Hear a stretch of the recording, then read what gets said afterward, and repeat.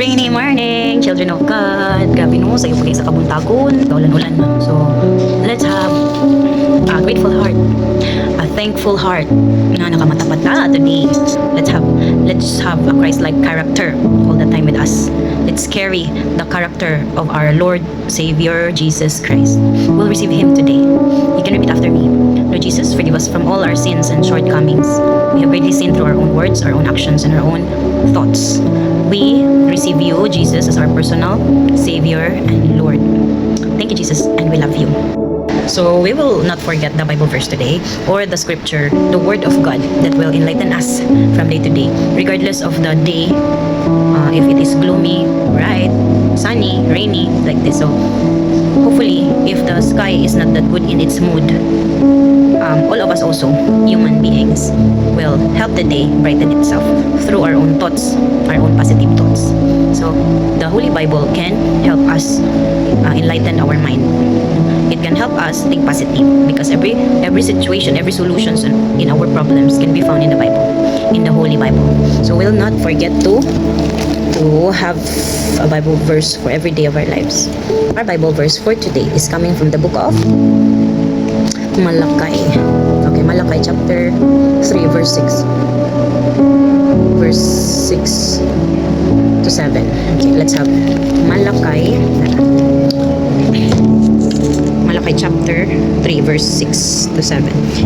A call to repentance. It says here, I am the Lord and I do not change. That is why you descendants of Jacob are not already destroyed. Even ever since the day of your ancestors, you have scorned my decrees and failed to obey them. Now return to me and I will return to you, says the Lord of heaven's armies.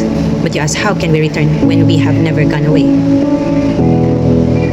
Okay, so thank you, Jesus, hallelujah, for this Bible verse today. Verse that we have today reminds us that God is always there waiting for us, no? Especially if we're somewhat lost in our ways, no? Because we tried some worldly matters. We tried to explore worldly matters, no? We did not focus on the commands of the Lord and what is the instructions in the Holy Bible, no? Basic instruction of human beings, no? The Holy Bible. The challenge for us today is, since Malakay says that if you will return to God, He will also return to you. So it means that it is in our hands. It is in our own hands and our own choice, our own being obedient to God's commands. Is the way or pamaagi, no? Or pamaagi nato nga dili ta mapahimulag sa Ginoo. So meaning kung ato na ding limtan ang Ginoo, ato na din siya i-ignore, of course God will do the same, no? But if we will continue or we will keep our life more closer to God, of course God will also do the same. He will be closer to us, no? And what it says there na if we will return to God, like nawala tas ato ang dalan, but we keep on returning to God, we keep on sinning, but we repented and we return back to God. So He is also ready to return back to us. He is ready to accept us as long as we repented na dili na ta magpakasala pa pag-usab, no? So it's up to us in human beings. So the challenge for us today is we will make sure that we're on the side of the Lord. So lain sad no magsitag pakasala sa Ginoo, balik na pud ta, sala na pud, balik na pud ta. No, it's not proper anymore. So dili seryoso ang atong pagpangalagad ana sa Ginoo kay nagsalig lugar ta kay kanang buutan kay atong Ginoo, anda mo daw atong pasaylo nato. Nagipoy hangganan ang tanan. Kung mabati sa Ginoo nga nangabusar na ta, na gid na siya punishment sa atoa. So our God is worthy to treat seriously, no?